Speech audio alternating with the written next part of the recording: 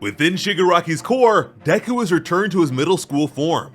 There, he sees a 5-year-old Tenko holding his dog Mon while saying that he hates everyone. Deku recognized this feeling. He began calling out to Shigaraki as he ran forward. But when Deku saw Mon's flesh begin to crumble, he stopped dead in his tracks at the horror. Tenko looked down towards the pile of gore as Deku did the same. Looking at the boy's shaking hand, Deku realized that this was the first time Tenko used decay. Just then, Deku turned in the direction of another voice. It was Tenko's sister Hana trying to apologize for earlier. Deku quickly turned back to Tenko in disbelief. He could tell where this horrible story was going, that what was about to happen was Shigaraki's true core. Hana screamed in horror at the terrible sight. Tenko trembled and reached out towards her, but Deku intercepted the rush while also assuming the form of a 5-year-old. He knew he needed to stop this from happening. As his arm began to break apart, Deku reminded himself that they are in a world of memories. He needed to keep visualizing and not let go. Deku kept reminding himself that his hands are there. As Tenko asked him why, the damage became more severe. One for All is the reason Deku was able to make it here. So now, he needs to use his own body to make things right. With tears of his own, Deku told Tenko that it's because he's crying. Tenko corrected him. As the weight of his emotions became even heavier, he told Deku that he chose to do what he did. Deku was now feeling the full brunt of Tenko's feelings. He claimed to have destroyed his home and family on his own. Otherwise, why would he even have these hands? Shrieking, he asked who would be able to explain why he was born this way. But of course, we know that Tenko wasn't born this way. This deadly quirk was given to him by All for One. Deku remembered what Shimura told him, that this is Shigaraki's foremost weak spot. Although he was being repelled, Deku couldn't afford to let go. A strong hatred and sense of catharsis was being balanced against immense sorrow and perplexity. At the moment, Tenko is still wavering. Tenko demanded that Deku release him. He remembered being alone after the death of his family and being ignored by others. Meanwhile, Deku remembered speaking to the One for All vestiges about not wanting to kill Shigaraki, although there may not be another way. Deku continued to rage on as he began to completely lose his arm. The flow of hatred was overbearing. At this rate, Deku would be shattered into nothing. But then he remembered how at ease he felt when someone held his hand after he'd been alone for so long. Deku's kindness repelled the hatred and washed over Tenko. Again, Deku reminded him that this is why he's here. And after losing his left arm, Deku and Tenko dropped to their knees in front of each other. And honestly, how crazy is it that we had Deku missing his left arm in the thumbnail of our most recent theory video? Ultimately, I didn't talk much about the possibility since I tried to avoid giving you guys theories without substantial proof. That being said, there is promo art of Shigaraki holding Deku's arm and things like that, but that's not at all why I pictured this happening. Horikoshi loves giving his characters scars. He also has a bit of a track record when it comes to characters losing limbs. To me, losing an arm is pretty much the go-to injury for a main character at the end of a series. I would name some names, but I'm sure someone would complain about spoilers if I did. The loss of an arm is a clear indication of sacrifice and lasting damage, while allowing the character to remain mostly functional. An eye is also possible, but not exactly when you're dealing with Shigaraki. We then flash back to a children's playground. Tenko is hanging out with his two friends. These guys are Tomo-chan and Mikun, the two friends that Shigaraki furiously told Mirio about. As proof of the time period, Mikun even has All Might's old costume depicted on his shirt, which was before his injury against All for One. They told Tenko that he should be All Might in their game of pretend. And the reason they picked him to be the greatest hero was because he was their hero. Tomo-chan was a mutant quirk wielder, and Mikun was overweight. Nobody wanted to play with them, and they didn't have any friends. But Tenko did, and they all had a lot of fun.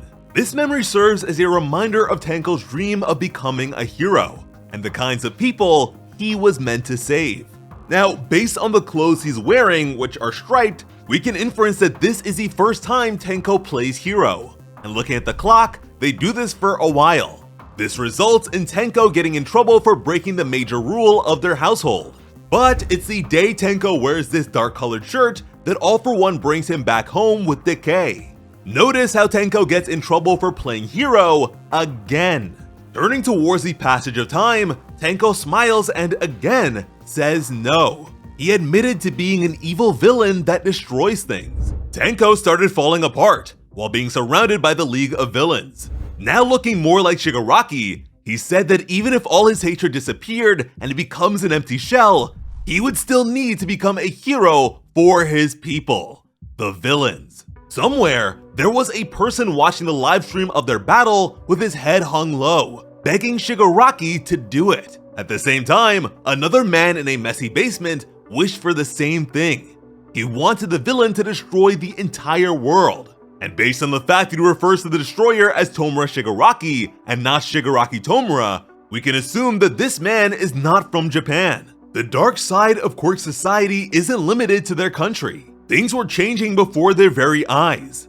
A police officer cried out that the fingers were going away, as they were all left to wonder what was happening in there. Suddenly, Shigaraki was hit by a wave of memory static. He saw his father being called out to by an unseen person. Kotaro turned and happily recognized the speaker to be from Koga Constructions, the company that presumably built his family's beautiful home. Shigaraki's eyes went wide with overwhelming confusion. At a later point, his father was asked if he's been suffering from lower back pain. Kotaro admitted that he has been, and that it's been getting worse year after year. The unseen man asked if he'd like to be introduced to a great doctor, but Kotaro politely refused since it wasn't that bad. We then see Kotaro on a different day, seated inside an empty bar. Both Deku and Shigaraki questioned the sudden memory. As he swirled his drink, Kotaro mentioned how something was going to be a lot of work. And to be clear, this bar does not share the same layout as the one previously used by the League of Villains. Shifting forward slightly, Kotaro was asked about his son's quirk, to which he replied that it hasn't manifested just yet. Deku still had no idea what this memory was. On the other hand, Shigaraki was able to recognize the voice. But at the very least, Deku knew it wasn't Tenko's memory. They then saw the hand of a man wearing a suit grab hold of a wine glass. Deku continued to question who this person was, and his answer came in the form of All For One's Titan's head emerging from beneath them to destroy the home and devour Shigaraki. The Demon Lord is back! The master villain scorned his vessel for allowing a nobody like Deku to give him a change of heart. Deku fell back as All For One continued to mock the fool for wanting to become stronger without getting rid of his own weakness. And this time, as if to reclaim his family name from the unworthy, All For One referred to him as Tenko Shimura. As the demonic titan rose from the rubble like a corrupted phoenix, he expressed that not once has his vessel made a single decision on his own. All For One always has a plan. And here we see that Deku has lost both of his arms. And we're left to question what Shigaraki and Deku are going to do against the rise of All For One. Now, to explain how and why All For One has returned, Shigaraki was able to suppress and seize control over his own body thanks to hiding and protecting his core. But now that Deku has destroyed the Dark Complex and weakened the core itself, there is nothing left to restrict the Demon Lord.